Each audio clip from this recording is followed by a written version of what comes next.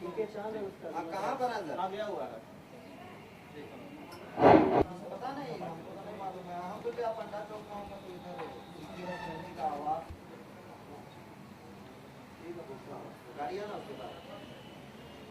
उद्देश्य किस तरह से पर्यावरण के निश्चित रूप से ये देखा जाए कि पर्यावरण के प्रति लोगों का दूर हटना और पर्यावरण के प्रति जागरूक न होना और झारखंड में व्याप्त पर्यावरणीय समस्याओं के निदान हेतु हम लोगों ने centre for social and environmental research की स्थापना की है, इसकी नींव रखी है।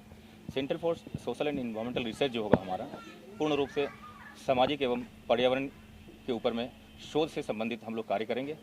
जो स्थिति आज झारखंड की बनी हुई है, चाहे वो जैव विविधता का विषय हो, चाहे वो राजमहल की पहाड़ियों पे जो फॉसिल्स पार्क की जो प्रस्तावित योजना थी, वहाँ पे भी देखा जाए अवैध रूप से उत्खनन जारी है। बायोडाइवर्सिटी पार्क का मामला देखें, वहाँ पे भी कुछ नहीं। पूरे झारखंड में गर्मी की जो स्थिति है, जंगलों का अंधाधुंध कटाई जारी है। यहाँ पे हमारे वनौषधियों का जो तस्करी है, साथ साथ हमारे जो कीमती लकड़ियाँ हैं, यहाँ से इनका तस्करी बदस्तूर जारी है। इन सब में रोक लगे और साथ में जो यहाँ के जैव विविधता, अभी भी यहाँ का जितने प्लांट्स हैं, जो वनस्पतियाँ हैं या जो भी फौना एंड फ्लोरा बोलते हैं, इसे जो भी जंतु हैं, उनका अभी तक कोई डाटाबेस अभी तक तैयार नहीं हो सका है। हम चाहते हैं कि हमारे अपने संस्था के माध्यम से, हमारे केंद्र के माध्यम से इन सभी जो फ्लोरा एंड फौना पादप और जंतुओं का है, उनका एक डाटाबेस बने, ताकि जो विलुप्त प्राय जो प्राणी हैं या वनस्पति हैं, उनका संरक्षण हेतु कार्य किया जाए। कैसे योजना बनाएंगे, कैसे ये सब कुछ करेंगे, कुछ तैयार किया? खाका तैयार है हमारा, बिल्कुल। अगर कहें तो सबसे पहले एक सघन रूप से अध्ययन होगा। जितने भी वनस्पतियां हैं, चाहे वो एंजियोस्पर्म बोलें, चाहे वो यहाँ पे व्याप्त जो लोअर जगत के जो पौधे हैं, जो जंतु हैं, अलग अलग तरीके से उनका सघन रूप से शोध होगा। यहाँ पे जो एक्जोटिक पौधे जो आकर के यहाँ पे पार्थेनियम और अल्टरनेंथरा फिलोक्सोरिडिस जलकुंभी जैसे पौधे हैं, उनके निदान के लिए जो तालाबों को अपने गिरफ्त में लिए हुए हैं, यहाँ पे अमूमन झारखंड के सभी बड़े तालाबों में जो स्थिति बनी हुई है आज, वो दयनीय स्थिति में है। उनके सुधार के लिए कारगर पॉलीथीन के लिए हम लोगों ने एक बृहद योजना बनाई है कि उसके किस तरीके से पॉलीथीन का विकल्प दें। हम लोग चाहते हैं कि एक हमारी योजना जो है कि गली मोहल्ले में सभी जगह पे हम लोग अपना दर्जी हम लोग 5 से 10 की संख्या में लें और ये सतत चले। और जितने भी फटे पुराने कपड़े हैं, फुल पैंट है, चादर है, उनका हम लोग सारी जगह पे थैली बना करके सेचुरेट कर दें, ताकि वो हताश करे पॉलीथीन के यूज को। नाम मेरा नाम डॉक्टर प्रशंजीत मुखर्जी और मैं अध्यक्ष हूँ centre for social and environmental research. Boom हटा दे भाई। पत्थर को बीच में रखना पड़ेगा, तब फूटेगा ना। जी सर। छीटा भी पड़ता है। बोलो बोलो बजरंगबली की बड़ी आदत हो गया। आगे अरे अंदर आए ना, जंगल चल काट दीजिए। जी सर।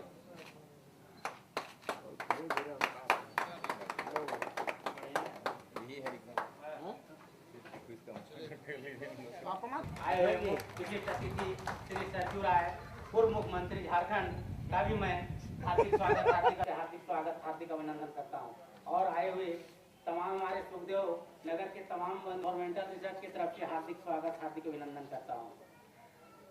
अतिथि माननीय श्री सीपी सिंह अध्यक्ष विधानसभा को बुके देकर मौसमी प्रधान जी हार्दिक स्वागत करता हूं।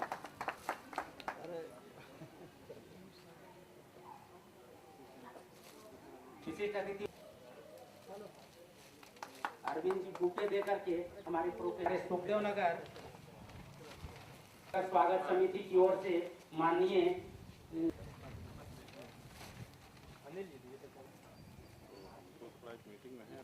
सोशल एंड इन्वायरमेंटल रिसर्च के के बारे में 2 शब्द बोले। के प्रति गंभीर है, लेकिन गंभीरता सिर्फ एक संस्था जो सामाजिक संस्था है उसको गंभीर होने से नहीं होगा, बल्कि हम हर व्यक्ति को गंभीर होना होगा। समाज का प्रत्येक व्यक्ति यदि पर्यावरण की चिंता करे, समाज का प्रत्येक व्यक्ति यदि सोचे कि पर्यावरण को कैसे ठीक रखना है, तब ये संभव होगा। तो मैं समझता हूँ कि इस दिशा में एक पहल है अभी कई बार देखते हुए कि नदियों का जल प्रदूषित हो गया है, लेकिन इस दिशा में न तो कोई कंपनी सोचती है न सरकार सोचती है।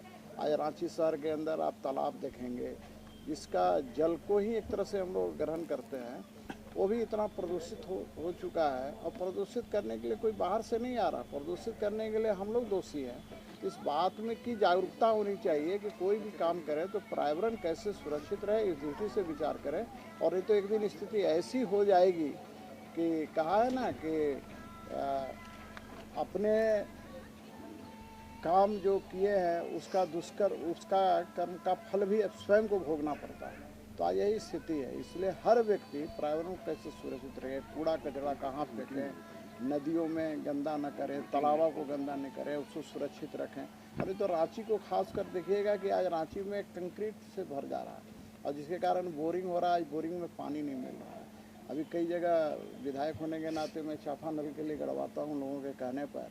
अब आप 400 फीट जाने के बाद भी पानी नहीं मिल रहा है, तो आप समझते हैं कि जल स्तर कितना है। तो इसके पीछे कुल मिलाकर यही रीजन है जिसके कारण आवश्यकता हो गई पर्यावरण। और इस सामाजिक संस्था को मैं धन्यवाद देना चाहता हूँ कि इसने पहल किया और इस पहल में आम लोगों को भी जोड़ने का काम किया। सर, कल विश्व पर्यावरण दिवस है, कोई संदेश देना चाहेंगे? देखिए, कल विश्व पर्यावरण दिवस के अवसर पर तो मैं कहूँगा कि प्रत्येक व्यक्ति कम से कम एक पेड़ जरूर लगाए। और जानकारी के लिए बता देता हूँ कि कल विश्व पर्यावरण दिवस के अवसर पर कल हम लोग मोराबादी में जो हॉकी स्टेडियम है, स्टोर टर्फ है, उसके बाहर में बहुत सा भूखंड खाली पड़ा हुआ है। कल हम लोग वहाँ सुबह 6 साढ़े 6 बजे हम लोग वहाँ पर वृक्ष लगाने का काम करेंगे। सैकड़ों वृक्ष वहाँ लगेंगे। तो मैं कह रहा हूँ कि हर व्यक्ति सैकड़ों ना लगाए, कम से कम एक लगाए, और एक सिर्फ लगाए न बल्कि उसको संरक्षित करने का भी काम करें। हमारे मुख्य अतिथि की ओर से संदेश बहुत अच्छी। पर्यावरण से संबंधित सवाल पूछने में कि पर्यावरण के प्रति कितना लोग जागरूक हैं, कितने लोग समझते हैं पर्यावरण को। महज 8% बच्चे जो हैं ये पर्यावरण को, ये मैं अपनी सोच को पहली बार शेयर कर रहा हूँ पब्लिकली कि सिर्फ 8% जो बच्चे हैं क्लास 8 से 12 तक ये पर्यावरण के प्रति जागरूक हैं।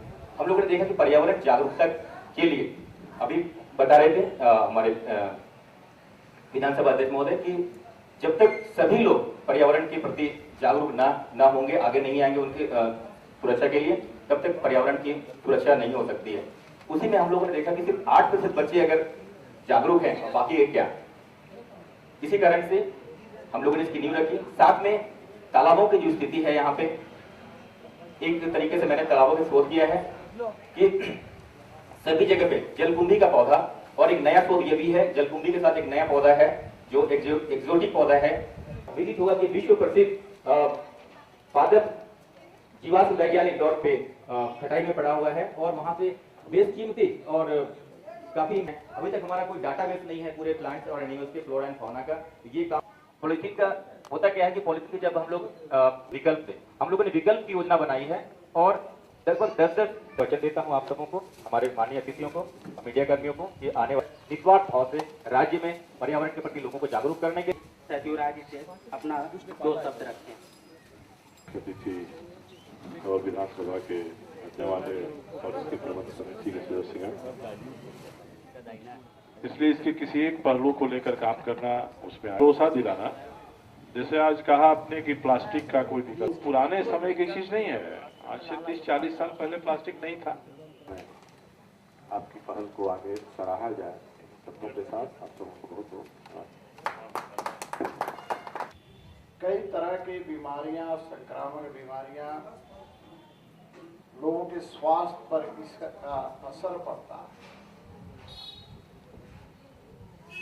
जागरूकता की जहाँ तक बात है, अभी मैं घोष रहा था तो जुगल बाबू अभिभावक हैं हम लोगों के, सबों के बहुत जाता था तो इसी गली में बीच में कचरा का ढेर पड़ा हुआ रहता था। अभी है कि नहीं मुझे पता नहीं, पड़ा हुआ है। अब लोगों में ये जागरूकता जरूर है कि अपने घर का कचरा दूसरे के घर के सामने फेंक दो, इसके लिए जागरूकता है। मैं जब अमरूद बगान घर में रहता था तो या विधायक है बोल नहीं ना सकते, इसलिए आपके घर पर फेंक देता। दूसरे के घर पर बैठता तो लड़ाई कर लेता कि भाई मेरे घर पर काहे बैठते हो। इस दिवाली में मैंने नगर निगम को बुलवाया, हमने कहा है उसी प्रकार मोहल्ला में कोई कचरा ना रहे, उसके लिए भी सब लोगों को विचार करने की आवश्यकता है। अभी मैं वही कह रहा था कि अभी आपने तो एक एनजीओ खोल दिया, आपकी सोच भी है, आप काम भी करेंगे, लेकिन सिर्फ आपके करने से नहीं होगा, आप पहल करेंगे। इसमें जब तक आम नागरिकों का सहयोग नहीं प्राप्त होगा तो मैं नहीं समझता हूं कि ये सफल होगा। हाँ सर, आप पहले भी पर्यावरण से संबंधित बहुत सारी काम करते रहे। ये जो संस्था जो खुल रही है, क्या लगता है कि जो आपका जो प्रयास है या जो आपका जो अभियान है उसमें कितना सहायक साबित होंगे? आपका पुराना अनुभव भी रहा है। ये देखिए, हम लोग पर्यावरण संरक्षण के एक पक्ष पर काम करते हैं, वह है प्रदूषण का नियंत्रण। जो हमारा विकास हो रहा है वह विकास सफाई के साथ विकास हो, गंदगी नहीं फैलाए। उद्योग धंधे जितने हो रहे हैं ये सबके सब हवा को, ज़मीन को, जल को, नदियों को प्रदूषित करते हैं। यह प्रदूषण रोका जाए क्योंकि इनका असर जनता के स्वास्थ्य पर पड़ रहा है और अनेकों तरह की बीमारियां, पेट की, फेफड़े की, गले की, आँख की, ये सब हो रही हैं। तो हमारी नदियां संरक्षित रहें और हम ऐसा विकास करें जिसमें प्रदूषण का, गंदगी का कोई स्थान नहीं हो। अब ये जो शोध हो रहा है, इस शोध में ये बता सकते हैं ये लोग कि इसका समाज पर क्या प्रभाव पड़ रहा है। इन्होंने सोशल एंड एनवायरमेंटल रिसर्च के लिए जो संस्था बनाई है, आज जो भी गतिविधियां हो रही हैं विकास की, उनका प्रतिकूल प्रभाव क्या हमारे समाज पर पड़ रहा है और कितना हमको अधिक देना पड़ रहा है अप्रत्यक्ष रूप से डॉक्टर को, अस्पताल को, और बीमार रहने से कितने काम की हमारी क्षति होती है, इसकी तुलना किया जाए उद्योगपतियों के द्वारा प्रदूषण संयंत्र लगाने में आने वाले खर्च से, तो उद्योगपतियों द्वारा किया जाने वाला खर्च बहुत कम पड़ेगा। इसलिए हम लोग कहते हैं कि आप तमाम उस तरह का उपाय करिए जिससे प्रदूषण न हो, और प्रदूषण फैलने का सबसे बड़ा कारण शासन, प्रशासन, तकनीकी और उद्योग जगत में फैला हुआ भ्रष्टाचार है। इसलिए आम जनता इस भ्रष्टाचार की भरपाई करती है, कुछ लोग अपना इससे घर भरते हैं, तो यह एक आर्थिक सामाजिक पहलू भी इसका है। कल हम लोग बड़ा प्रदर्शन कर रहे हैं, कम से कम 4000-5000 लोग आए धरना देने, और पर्यावरण संरक्षण को, प्रदूषण नियंत्रण को जन मुद्दा बनाया जाए। हम लोगों ने गैर राजनीतिक प्लेटफॉर्म से इस काम की शुरुआत की है और दामोदर बचाओ आंदोलन की ओर से कल जो कार्यक्रम हो रहा है उसमें सभी दलों, संगठनों को हम लोगों ने बुलाया है। और हमारा ये मानना है कि हम अलग अलग दल में अपनी राजनीति करें, मगर पर्यावरण जैसे अन्य सामाजिक मुद्दों पर हम समानांतर राजनीति करें और इसको समानांतर राजनीति का मुद्दा बनाएं, तो हमारा समाज भी ठीक रहेगा, राजनीति भी ठीक रहेगी, जन स्वास्थ्य भी ठीक रहेगा। Thank you sir.